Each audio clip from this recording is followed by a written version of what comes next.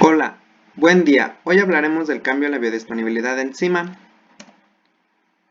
Los subtemas que vamos a ver es compartimentalización, núcleo, mitocondria y cloroplasto, retículo endoplásmico, lisosomas y vacuolas, citoplasma y la estacionalidad. De manera introductoria, las células eucariotas son las que presentan una compartimentalización. Esto significa que las células tienen una organización intracelular delimitada por membranas fosfolipídicas y ha permitido diferenciar los organulos en base a sus funciones específicas. Algo interesante es que la célula eucariota adulta puede llegar a poseer miles de millones de proteínas. En el cuerpo humano se hallan alrededor de 10 a la 22 proteínas. El contenido total de proteínas se denomina proteoma. Y igual de elevada es la función de las proteínas, es decir, son muy variadas las funciones que tienen. Nos centraremos principalmente en las enzimas, las cuales se encuentran en diferentes rutas metabólicas dentro de cada uno de los organulos. La ventaja que tiene la compartimentalización es que existe una localización enzimática en diferentes sitios sin existencia de interferencia entre rutas, la regulación enzimática dentro y fuera de la célula, evita competencia enzimática y regulación de productos enzimáticos.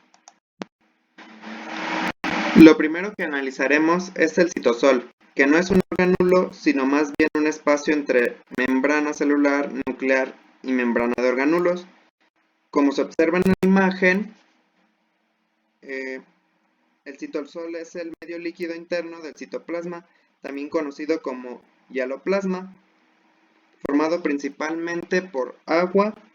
También podemos encontrar aminoácidos, ácidos grasos, glucosa, ribosa, ribonucleótidos, sales e iones, proteínas, polisacáridos, ácidos nucleicos.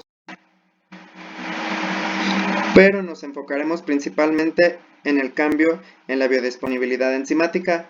En este caso, el citosol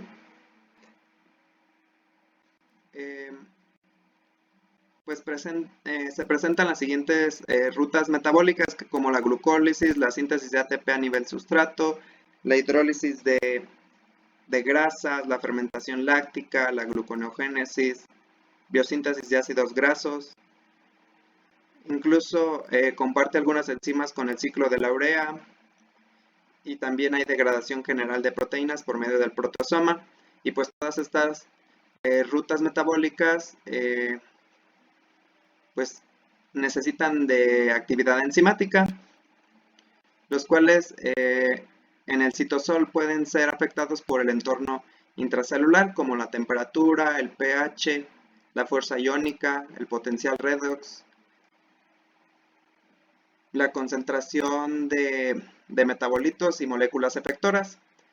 En la imagen que presento ahí se muestra como tal el citoplasma de una célula eucariota y del E. coli, y como pueden ver presentan diferentes componentes como lo son el ribosomas, proteínas, RNA, microtúbulos,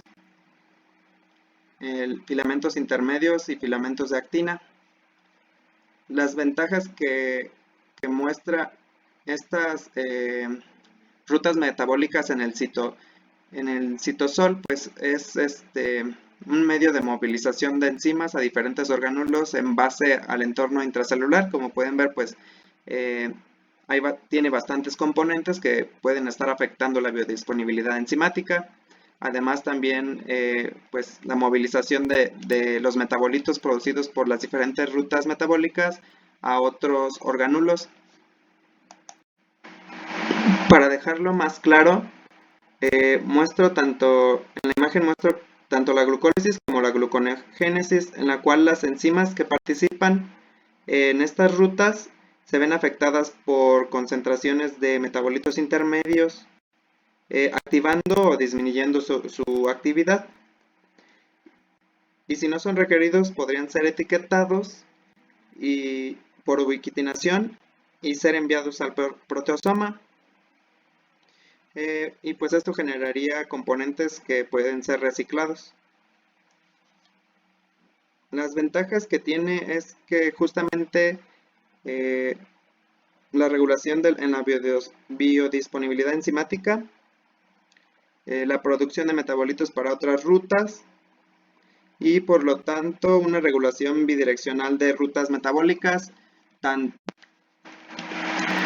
Ahora veremos el núcleo, el cual posee una doble membrana que rodea el material genético. Es el organulo más grande, como se observa en la imagen. También posee poros nucleares. Dentro de sus funciones consiste en la transcripción de genes, la regulación de la integridad de los genes y expresión genética, división celular, crecimiento y diferenciación. Pero analicemos el cambio en la biodisponibilidad enzimática en este organulo. Es interesante que en el núcleo, además de utilizar enzimas en la expresión génica, también participen enzimas de otras rutas metabólicas. Por ejemplo, rutas glucolíticas, no glucolíticas e incluso algunas enzimas mitocondriales, las cuales dentro del núcleo fungen otro tipo de funciones, como se observa en la imagen. Algunas tienen funciones dentro de la transcripción, replicación y reparación de DNA, implicados en la metilación de DNA e histonas, acetilación de histonas o incluso algunas con funciones aún desconocidas. En la descripción les dejo las abreviaturas de cada una de las enzimas y el nombre del artículo pues está en las referencias por si les interesa revisarlo. Las ventajas es la generación de variación genética por efecto del medio, epigenética, modulación de genes que codifican a proteínas involucradas en el metabolismo, por lo tanto pues la transcripción y la traducción de proteínas. Ahora veremos el retículo endoplásmico. Es un sistema de membranas dispuestas en forma de sacos aplanados y túbulos que están interconectados entre sí. Como se observa en la imagen, se desprende de la envoltura nuclear y la rodea, y también se puede encontrar disperso en toda la célula como túbulos, y tiene la función en el tráfico y plegamiento de proteínas. Y una de sus funciones principales también es tensar nutrientes. Se puede diferenciar en retículo endoplásmico liso y rugoso. Esta diferencia se debe a las funciones que llevan a cabo y características físicas. Por ejemplo, el retículo endoplásmico liso tiene la función de síntesis de lípidos, principalmente fosfolípidos y esteroides, almacenamiento de calcio. El retículo endoplásmico rugoso tiene ribosomas unidos a su superficie y tiene la función de síntesis de proteínas, y su almacenamiento también tiene glucosilación de proteínas. Ahora analizaremos el cambio en la biodisponibilidad enzimática. Como habíamos mencionado, dentro del retículo endoplásmico rugoso ocurre el plegamiento de proteínas. Cuando existe una demanda de producción de proteínas por efecto de un metabolismo activo dentro de las células, se puede acumular grandes cantidades de proteínas mal plegadas. Y esto causará que el retículo endoplásmico entre en un estado de estrés, que es lo que afectará la biodisponibilidad enzimática, ya que se afecta la síntesis de esteroides y fosfolípidos, se afecta pues nuevamente el plegamiento de las proteínas, la homeostasis de la glucosa y la homeostasis de hierro. Las ventajas de la función del retículo endoplásmico en la biodisponibilidad es que pone a disposición de proteínas a los demás organulos, disposición de fosfolípidos y colesterol a membranas, transporte por medio de extensiones de retículo endoplásmico y vesículas, vacuola y lisosoma. Existen diferentes tipos de vacuolas, tanto en célula animal como vegetal, pero nos centraremos en las vacuolas líticas, que son aquellas que poseen enzimas. Y pues bueno, dentro de sus características es que están rodeadas por una capa de fosfolípidos, no tienen forma ni tamaño específico. Las células pueden llegar a tener un número variado de tanto de lisosomas como de vacuolas líticas. Contienen enzimas provenientes del aparato de Golgi.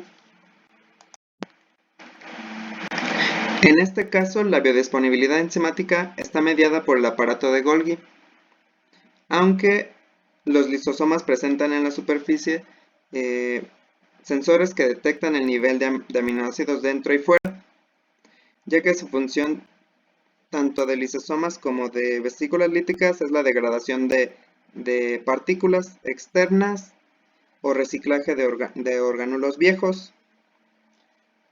Uno de los sensores es una proteína conocida como mTOR, que cuando existe en abundancia de aminoácidos, da una señal positiva para llevar a cabo el crecimiento y la diferenciación celular.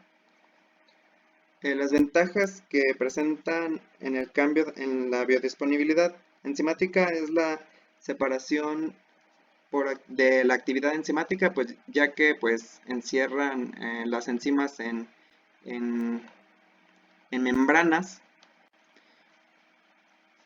y pues pueden tener actividad ya que tienen bombas de protones que pues meten protones al interior y generan un pH distinto, así que esa también es una de sus ventajas. También pues hay una regulación de la autofagia para el reciclaje de nutrientes, generación de precursores y pues también la percepción del estado metabólico por medio de los sensores. Ahora veremos mitocondria y cloroplasto. Y en las imágenes se muestran las diferencias entre la mitocondria y el cloroplasto. Como pueden ver, pues también comparten algunas de las características como que presentan membrana interna y una membrana externa, presentan un espacio intermembrana, en el caso de las mitocondrias una matriz y en el caso de los cloroplastos el estroma, además de que dentro de los tilacoides también pues es otra doble membrana y presentan también espacio tilacoidal, además de que tiene la característica de que estos orgánulos presentan su propio material genético y también presentan ribosomas.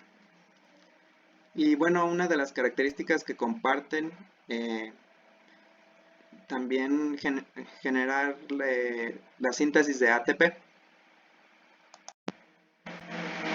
Primero analizaremos a la mitocondria y como pueden observar en la imagen lleva a cabo muchas reacciones como el ciclo de Krebs, la beta oxidación, la fosforilación oxidativa, la cadena transportadora de electrones, las cuales pues requieren la actividad enzimática, pero la biodisponibilidad enzimática no está determinada por el propio genoma de las mitocondrias, ya que solo codifica para algunos de los RNA de transferencias, RNA ribosómicos, algunas de las subunidades de la citocromo oxidasa, algunas subunidades de la NADH deshidrogenasa y también algunas de las subunidades de la ATPasa. Esto es importante porque significa que hay enzimas que son transportadas del citosol a la mitocondria, indicando un estado dinámico en la biodisponibilidad enzimática basado en las necesidades energéticas y por lo tanto tiene las ventajas de regulación por medio de intermedios metabólicos, acciones anapleróticas y catapleróticas y regulación de especies reactivas, ya que pues como saben en la cadena transportadora de electrones se generan especies reactivas de oxígeno que pues tienen que ser reguladas. Lo interesante es que ya se ha encontrado que algunos de los intermediarios del ciclo de Krebs, en específico el alfa-cetoglutarato, puede también tener una acción antioxidante. Y en referencia a la anaplerosis, pues se refiere a la integración de metabolitos dentro de una ruta metabólica, mientras que la cataplerosis se refiere a sacar intermediarios de la ruta a otras rutas, haciéndolo pues mucho más dinámico de lo que se pensaba. Ahora el cloroplasto. Y de manera similar, en la imagen se muestran reacciones que implican actividad enzimática, que no son sintetizados completamente por el genoma del cloroplasto, a pesar de ser más grande que el de la mitocondria, por lo que requiere proporción enzimática del genoma nuclear. Por lo que el cambio en la biodisponibilidad enzimática depende de las necesidades energéticas y su regulación. Y las ventajas es que tiene regulación por medio de intermediarios metabólicos, la acción nuevamente anaplerótica y cataplerótica, la regulación de especies reactivas. Esta también incluye la fijación de carbono y nitrógeno, que pues es muy importante para el crecimiento en las plantas. Por último, veremos el efecto de la estacionalidad, ya que los están en permanente interacción con el medio, donde existen cambios en la temperatura, humedad y la presión atmosférica que afectan la biodisponibilidad enzimática, incluso el estado psicológico emocional. El cambio, además de la estacionalidad, también se ve afectado por el ciclo circadiano de los organismos, que se ve reflejado en diferentes estados metabólicos. Como se observa en la imagen, estos estados metabólicos tienen cambios a nivel fisiológico y físico, aunado a la exposición constante a fuentes ambientales como especies reactivas de oxígeno, la luz ultravioleta, el ozono, la contaminación creada por efectos antropogénicos. Y bueno, aquí coloqué 3 ejemplos. El primero es el efecto de cambios en el fotoperiodo, pH, salinidad, temperatura, estrés, etc., que pues tienen efectos en la modulación del sistema inmune, pero que al final tiene que ver con cambios en la actividad metabólica de peces.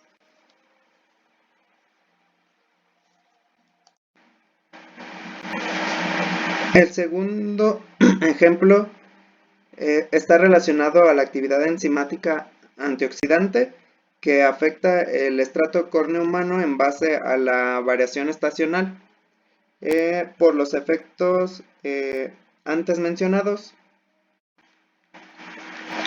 Y por último, un estudio de campo de cómo los pesticidas afectan la actividad enzimática de reptiles.